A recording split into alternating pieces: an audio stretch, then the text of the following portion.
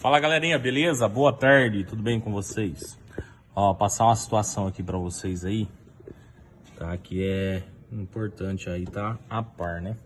Sandeirinho aqui, ó, o cliente chegou aí, barulho, tá na região aqui das Correias, tá? Já passou por outra oficina, inclusive amigo nosso, e foi orientado a deixar o carro, mas optou por não deixar e passou e deixou aqui com a gente.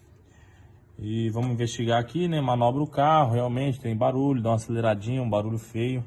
Vamos partir para remover aqui parte das correias. Inicialmente removemos correia da direção, correia do alternador, para ver se tinha relação de barulho. Persistiu o barulho, vamos desmontar coxinha aqui, suporte do motor, para ter acesso à correia dentada.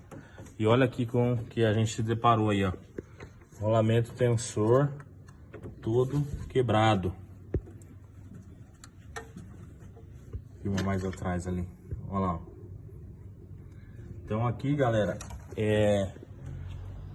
o cliente teve sorte de não ter estourado aqui pro lado para fora essa correia, mediante o estado desse rolamento, né, do esticador da correia.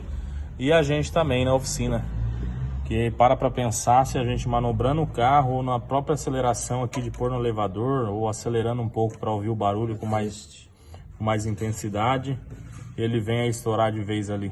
Imagina o transtorno, a dor de cabeça, o prejuízo, tá? Então só para deixar um alerta aí. Beleza? Sem contar que tempos atrás a gente teve numa palestra, o pessoal da Schaeffler aí nos orientou referente a esse BO aqui, ó, nessa linha de motor aqui. Beleza? Tensor quebrando, de início por aplicação errada. Mas vamos investigar aqui. Beleza? Valeu, pessoal, um abraço.